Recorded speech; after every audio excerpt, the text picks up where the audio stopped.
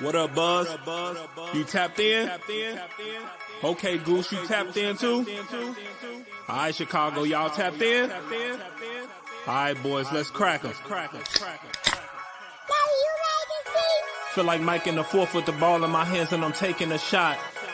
I'm the king in the madhouse on Madison, whether I make it or not. Now the crowd going crazy, they watching the play and I'm watching the clock.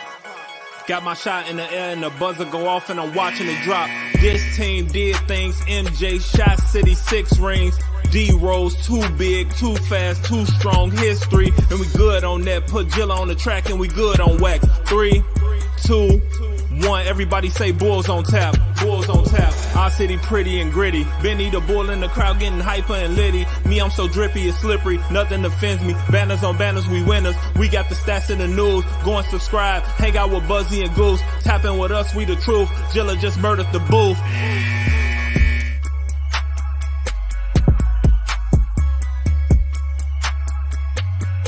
Ladies and gentlemen, welcome to Bulls on Tap. I'm your boy Buzz. I'm joined by my dude Goose. And we are here to talk about a Chicago Bulls loss, 117-114 to the Sacramento Kings. Before we get into this, be sure to go on TapSportsNet.com for other Chicago sports literature and podcasting needs. Following us on Twitter at Bulls on Tap and on Tap Sportsnet. Following Goose at Goose on Tap and me at Buzz on Tap. Anywhere you can listen to podcasts, you can listen to us.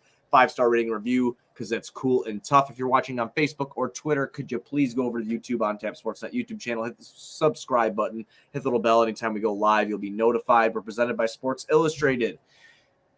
Fuck, man. Your boy skirned us, man. Fucking come on. What? I titled this one, Bulls third quarter collapse helps Kings keep their crown. Damn. Did they blow that? Yeah, no, you start that first half against one of the hottest teams in the NBA, one of the best teams in the NBA this year. If you watched the Bulls broadcast, you heard Stacey and Adam making all the references to the Golden State style offense after adding some shooters and throwing Sabonis in that Draymond Green type of role, but he can actually play offense. So definitely a winning combination over there for them. And Fox leads the league in clutch points. The Kings are the number one clutch team in the league. So a team that actually knows how to finish games against a team who, with all the continuity that we have, still doesn't know how to close a fucking game. Continuity. Throw your hands up if you So, believe in it. you know, I mean, and then that fourth, you got DeMar hitting 2 4-point plays. Wild shit. I don't know if I've ever seen that. Like, There's time a you lot saw of 2 1/4 T-Mac? Maybe. Yeah, it's probably T-Mac. I don't remember anybody else that did it. I mean, there's a lot of things in this game that I've never seen before. The botched alley-oop assist from Zach. Did they give that an assist? Zach. I don't know if they gave it to him, but they should have because it was so clean and crisp. It did look sweet. Planned. You know, so there's a lot of stuff in this game that I don't know that I've ever seen before. Sabonis, triple-double, 14 points, 17 rebounds, 10 assists. I don't know. We talked about this the other night. We both were kind of getting up for a letdown. We knew the tougher part of the schedule was coming. The Kings are supposed to be one of the more favorable matchups in this 5-game skid here. But they got the best of us, and it hurts because they got the point guard I wanted, and they have a similar blueprint to what the Bulls thought they were doing in accelerating what was a rebuild for a lot longer than the Bulls. But it's just it hurts because the Bulls came out so strong. Oh yeah, they came out predictably just threw it away in that third. Yeah, they came out crisp as hell, man. They look good. The only one who really didn't come out to me crisp as hell was Zach LaVine. Struggled tonight. I mean, Pat Bev was doing his job. He's not a scorer, so people got to get rid of that. But he did have 11 fucking rebounds. This guy, he just flies all over the place. You know, I just everybody came out kind of crisp, looking good. Io struggled a bit. What did you think of Io getting the start over Pat? Yeah, I was surprised by that, but I also kind of at the same time, you got a guy like Kevin Huerter that's smaller and that moves without the ball very well. Then you have De'Aaron Fox. You got to stick Pat Bev on De'Aaron Fox right away. Then you're going to bring in another lengthy defender to go on to Huerter. I mean, what are you going to do there? Pat can't keep up with them. I mean, and you don't want to necessarily put Pat on Harrison Barnes. I don't really feel like that. And Murray's not a big enough threat to have Pat in. I would take Pat's scoring off the bench. I agreed with what Billy did with that.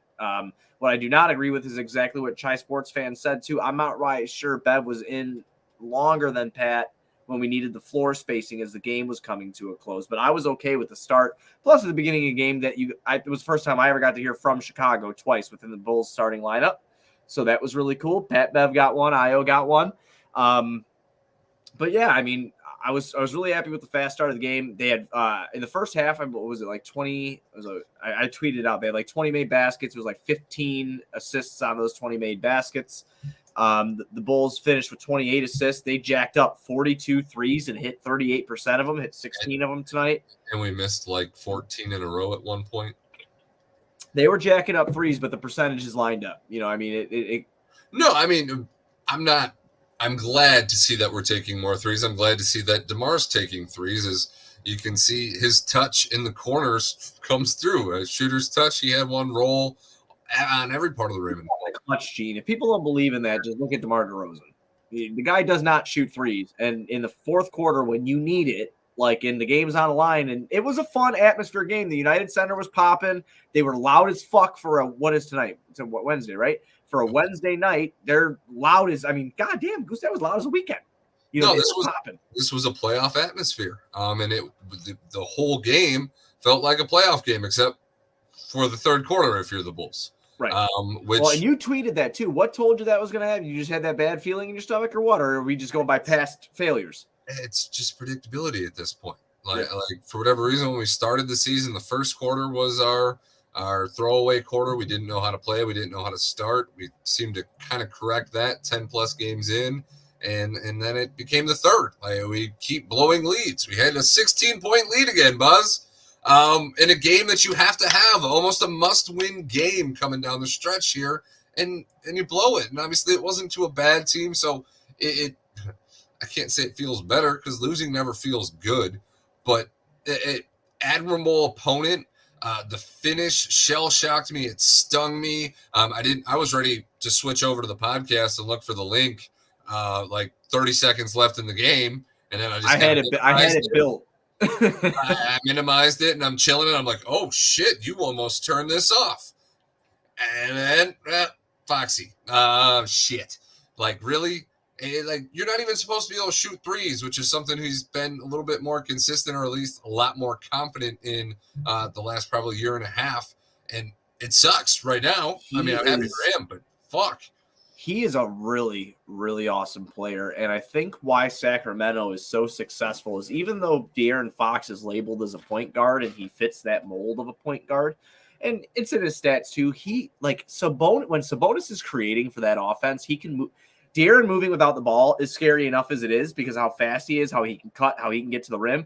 But if hitting the three, he's a fucking problem, dude. No, and we're talking like step backs with ease and 3 feet behind the line. Like this is not who he was as a shooter when he came into the league, and I'm sure it's why a lot of people had doubts about him. But the gamer that he is just comes through in the clutch gene and the work ethic. And I hate it. Sure does. Podcast just turned into the De'Aaron Fox show, but after what he just did, watching him play is it screams to me. I'm telling you what, if he improves that 3-point percentage, you had him shutting Zach down on the other end. Oh, it wasn't an issue for him either. And that's the thing. It wasn't an issue for him. So with De'Aaron Fox, can you guess what he's shooting from the field without looking at his numbers? Just from the field. 52%. That's fucking wild. It was 51.3. Okay. You should go play the lotto real quick. If you hit that shit, please help a brother out. I don't want to work anymore. I mean, yeah, of course. I appreciate that. But he's shooting 30. We both just do this all the time. That would be awesome. He's shooting 33% from three. If he could raise that, Goose, like 4%. What's the volume? How many? What's the volume? I would have to go to Basketball Reference. You're going to have to give me a minute. We need a stat guy, Chi Sports fan. What's the volume? I'm just kidding. I can look that up. But no, watching him play tonight. It didn't look like 33% at the buzzer. No, he went 4 for 6 tonight. So he obviously didn't have too bad of a time, shooting the ball. Dude, he looks good. And the Bulls look good. It's just that third quarter where they fucking blew it. And the fact that Vooch went 0 for 7 from 3. Yeah, I was going to say, we've touched on that plenty too. When Vooch hits his 3, the Bulls win games. He's taking 5 a game. Okay. So the volume's up. Still, I mean, I'm not even going to say the name of it. It's just going to pop in my head because that's it's actually not even his career high. His career high came in 2020-2021 season when he was taking 5.5 a game. So this year he's at 4.9. Okay. Yeah, he shot 32% that year. He's not the best year he's ever had shooting the rock from 3 was actually his sophomore year, in which he played 81 games. He shot 37% from 3 on 3 attempts. So yeah, he just keeps improving. I mean, he's getting better. He's still a young player in the league, and first-time All-Star this year. He's got his team positioned in second place in the Western Conference, and they're a really good cohesive unit with a fucking sleepy good bench. Yeah, they've just got shooters. They've got sneaky shooters. Yeah, they do, man. I mean, Malik Monk in that third quarter. The fact that him and Fox got reunited in the NBA too. Yeah, I know. That's wild. Yeah, that's wild. I wonder if they did that on purpose. Like, I wonder if that's where Monk wanted to go. I mean, when you have the kind of fall off that Monk did in Charlotte with some nose candy problems, amongst other things, and you end up on the Lakers for a little bit of a resurgence. I think going somewhere where you're comfortable with someone that trusts you, that knows your game, is definitely the home. And Monk hit 5, 6 threes tonight? 4. Hit at least 4. Yeah, and then all came in the second half. Yeah. Okay. He's a really good boy.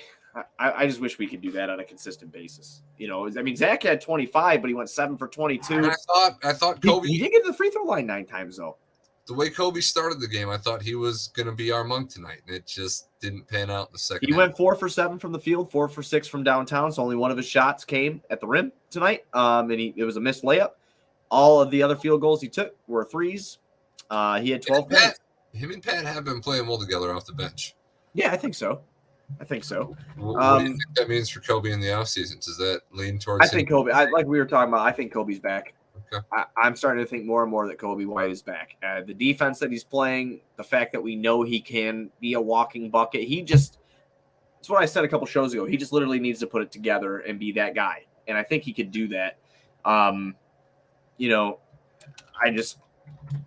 wish we could have got a little bit more because, I mean, we're in the 11th seed now. I believe we're a half game out, if I'm not mistaken, after tonight's loss. That would sound right.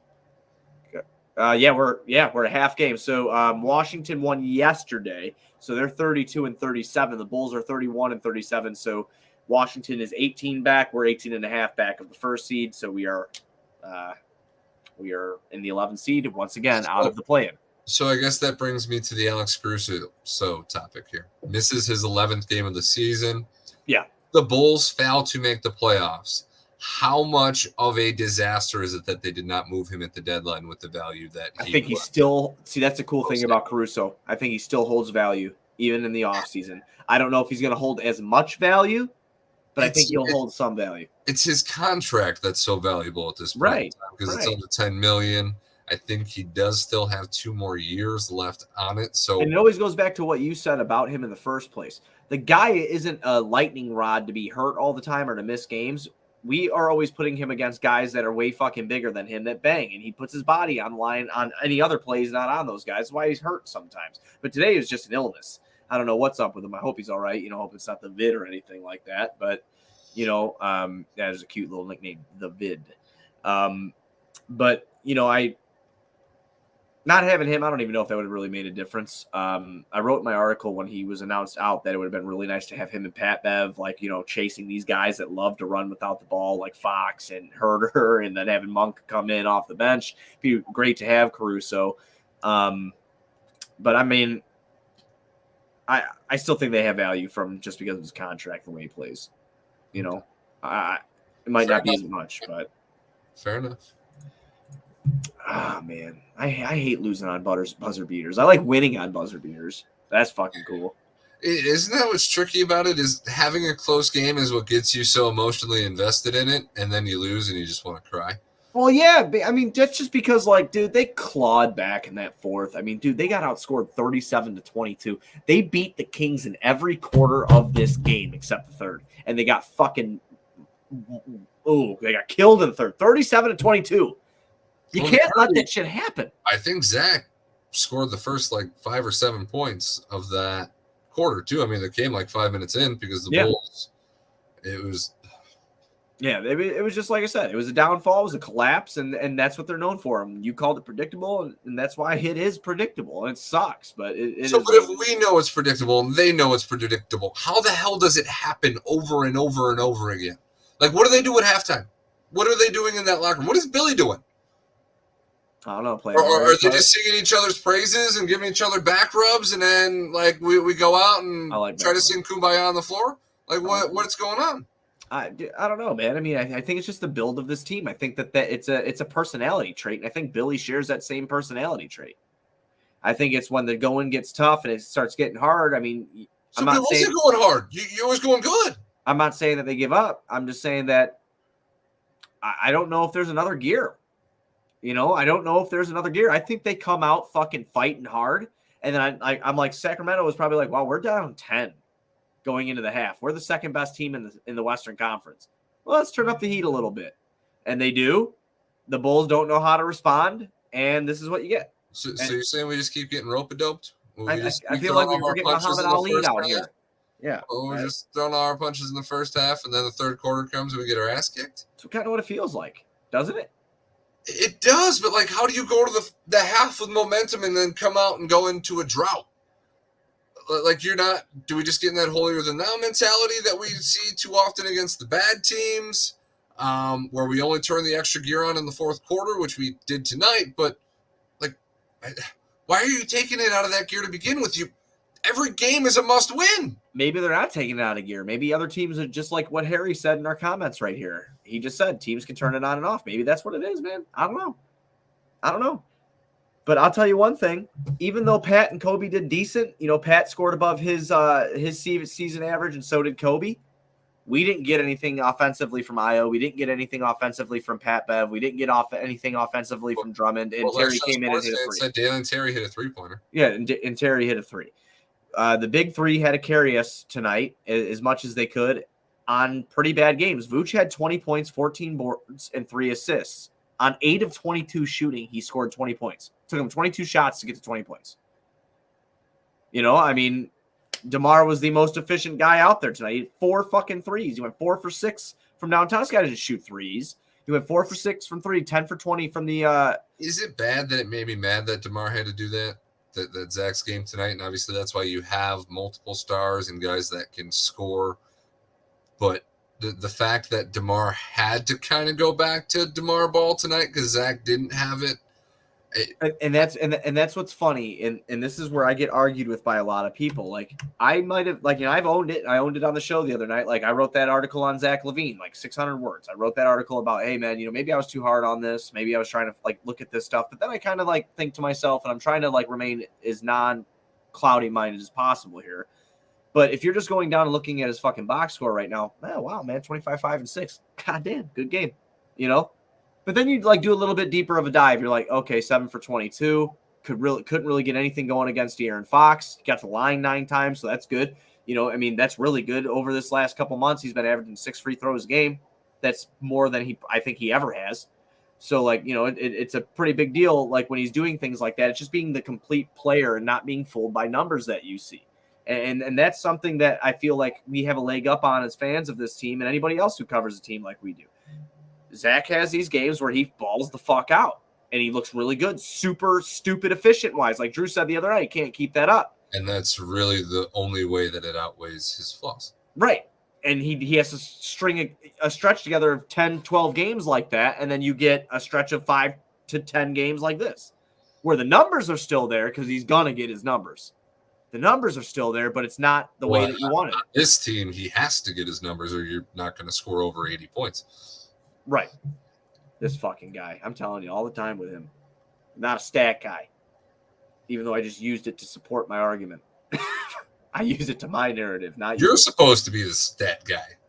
Hey, you're supposed to be this. We're going to hire you, but you never show up to work on time, dick. So figure it out, man. Yeah, but I just 1 second. I do want to say, I don't know how Adam and Stacy missed Barnes hitting DeRozan on the elbow there on that call.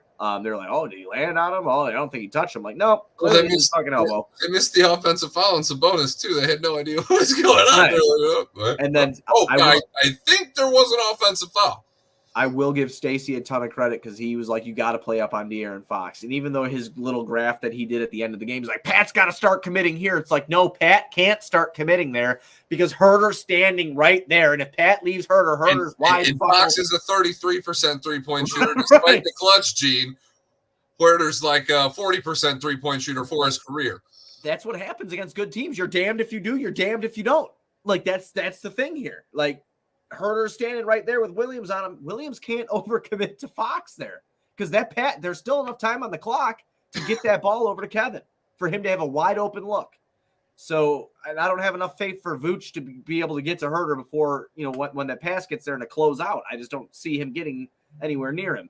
But it is what it is. De'Aaron Fox, that last shot was fucking impressive. Good for him. 33 minutes for him tonight, 32 points, 3 rebounds, 1 assist. I'm just going to read off a couple stats. DeMar, 33, 3 and 3 with 2 steals. Vooch, 20. I already read Vooch's.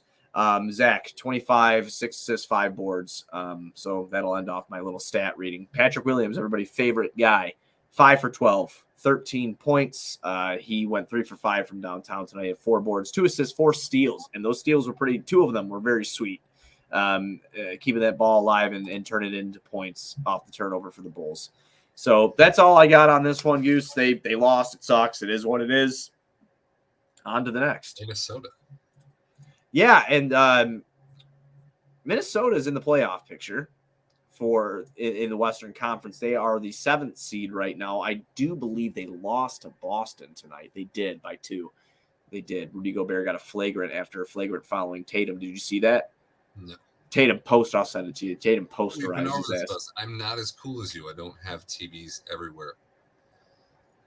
You're the king of the screens. I was watching that one on my phone. I've got 1 screen per room. I couldn't. I'll tell you something right now. I don't know if I could ever go back. You know what I'm saying? Like, I really don't. The 3 screens down here with these 2, I can't. I don't think I can ever go back. No.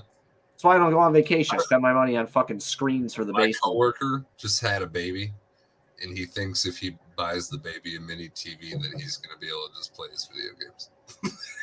That's not a bad idea. I put a TV in the kids' room. Yeah? Oh, yeah, I did. Fuck yeah. I had a TV in my room when I was growing up, and I turned out just fine. I only drink sometimes during the week. So, but anyway, okay. We've got the Timberwolves. Yeah, man. I've had enough. 35 and 35 Minnesota Timberwolves. They have a ton of size. Last time we played them, there was a players-only meeting because they beat the shit out of us. What do you expect in this one? I mean, I'd like to think that Zach comes in with that chip, but apparently that didn't happen the last time we played him. And then we had to have a team-only meeting where most of the players were calling out Zach, if I remember correctly. Yeah, that's what happened. That was after Dragic's comments that we don't play for each other. And Dragic signed himself off of our roster. So, fucking wrong guy, buddy. I mean, I guess only if that worked for Billy Donovan in some people's opinion. But I expect the Bulls to kind of get some revenge here, or at least not let themselves get embarrassed. Though, like we touched on the last episode, this was kind of foreseeable. To close the season, there's like 2 easy games left. You got Charlotte to end the month and then Detroit to end the season. Other than that, it's all playoff teams. It is all playoff teams fighting for seeding. Probably maybe Milwaukee in that like third to last game might rest Giannis and their starters because their seeding might be set, but you don't know until that shows up, and you can't bank on that, especially when you're the 11th seed, a half game back from the fucking Wizards. Yeah, I'm just, hey man, whatever happens. If just pick that lane. You know what I'm saying? When you think the ship has sailed, they will. Their pride is too strong. Man, fuck their pride. try to go get one of those prospects. I'm serious. Fuck it. I don't get it's not. It's not. I know it's not, but I really wish it would. Lose another 4 in a row, and they would still. They might not have a choice for it to not happen, though. Just like you pointed out. No, nothing with playoff teams. I mean, I guess the only thing you could say there is we tend to play those teams better than we do the shitty teams. So when we're able to blow 16-point leads all the time, I mean, anything's possible. I'm getting attacked by a cat right now, which makes me kind of reminds me, where the hell has Boo been? Oh, Boo's right over there. Okay, just has learned their manners. They're not. Like those little fucking, those little spray bottles. Yeah. Oh yeah, I fucking got them. Every time you run over here, try and jump on my computer. Okay. Like, All right. Yeah. No. Apparently, I had the office door closed too long because this cat is not leaving me alone. Oh well, he might need some food. You need to feed your cat. All right. You have any closing thoughts before we get out of here? If you've seen this cat, you'd know that he doesn't need any food. He looks like fucking Garfield. Sweet. So no, I mean, try to win the rebounding battle against Minnesota. Yeah. Good luck. Don't let up more than 15 offensive rebounds, I suppose, and I guess keep taking over 35 threes. Don't fall back into this under 30 because even on the most efficient night, we seem to lose games that way. So even if you're missing 13 in a row, keep chucking, please. Play 48 minutes of fucking basketball. That's all I got to say. Play 48 minutes. I know I sound like Norm Van Leer. This fucking guy, every episode kicks the thing, and now I'm on 2 screens. And I am not good looking enough for 2 screens. But yes, play 48 minutes of basketball like our old friend, the late, great Norm Van Leer used to say. Because if you don't play 48 minutes, you're not going to win the fucking game. So it is what it is at this point. I just said play 48 minutes of basketball. That's all you missed. No, I didn't miss anything. You just missed my face. That's very true. That was the fat cat. Yeah. Fucking fat cat. Well, we're going to get out of here before he destroys something else. So everybody, be sure you're going on tapsportsnet.com for all your Chicago sports literature and podcasting needs. Following us on Twitter at Bulls on Tap and on Tap Sportsnet. Following Goose at Goose on. God damn it. Oh, yeah, I was right. Goose on Tap. Ooh. Thought I messed up, but I didn't. No, you did it perfect earlier, too. Like, you nailed it earlier. Didn't hesitate. I've been looking in the mirror. Yeah, I've been looking in the mirror and just practicing. Yeah, that's what I do. The Bulls should practice closing games. They should. They should also practice playing 48 minutes. Go to our YouTube. Subscribe to the YouTube channel. We'll be back. When's that? Oh, I didn't even tell anybody when the next game is. When are we playing Minnesota next? It's going to be Friday night. Friday. Okay. First game of a back-to-back. We play Miami on Saturday.